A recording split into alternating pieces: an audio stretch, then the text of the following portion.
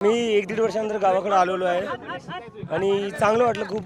माझ्या आजीला भेटून, माझ्या लहानपणीच्या मित्रांना भेटून. लहानपणी मी दर उन्हाळ्यात माझं इकडेच येतो सुट्ट्यांमध्ये. तर खूप चांगलं वाटतं की आज एवढे सगळे लोक माझ्यासाठी इथे थांबत होते माझं स्वागत करण्यासाठी आणि त्यांचा सगळ्यांचा खूप खूप धन्यवाद. आणि उद्या सकाळी मी दिल्लीला निघणार आहे.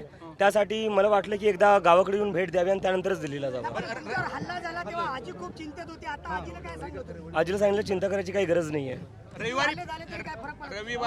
रविवारी नीटची परीक्षा परत होणार आहे, काय वाटतं तुम्हाला?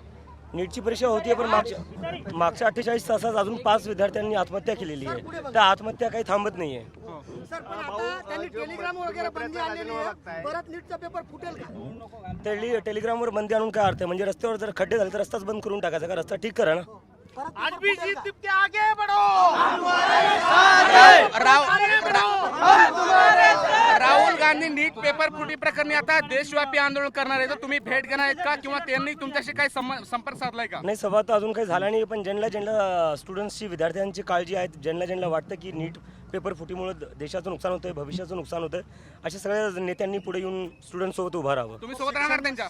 शिक्षण मंत्र्याच्या राजीनाम्यासंदर्भात तुम्ही आग्रही आहेत, तेच आग्रह कायम आहे का? राजीनामा घेतल्याशिवाय हे आंदोलन मागे जाणार नाही. आता नीट पेपर परत फुटण्याची शक्यता आहे का? आता ते त्यांनाच माहिती.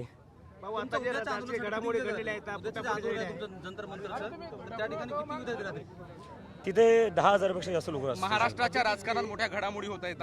तुम्ही देश पातळीवर राजकारणात संपूर्ण लक्ष देत आहेत.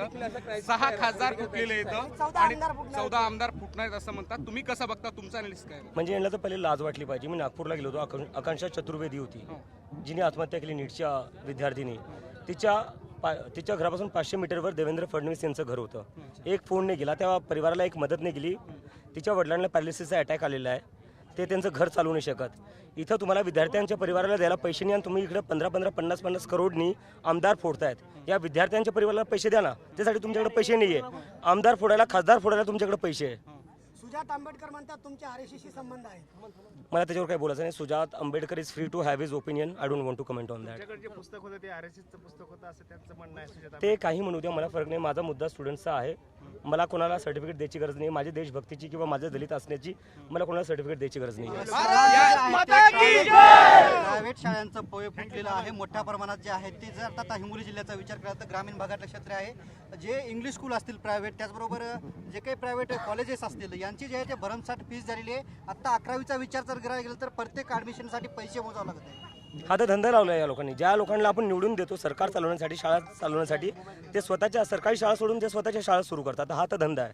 हिंगोली जिल्ह्याच्या याच्यावर एज्युकेशन विजन काय आहे? सर, मी आता एक मुद्दा घेतला, मला आधी त्याच्यावर काम करू द्या. बरं, यानंतर आम्ही अजून मुद्दे घेऊ आणि नंतर तुम्हाला लवकर सांगू.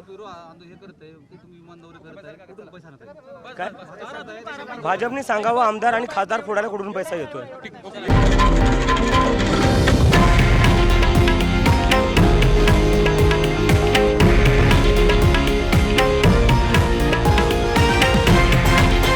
हे आहे देशातील नंबर 1 न्यूज नेटवर्क आणि आपण पाहत आहात TV9 मराठी, एकमेव.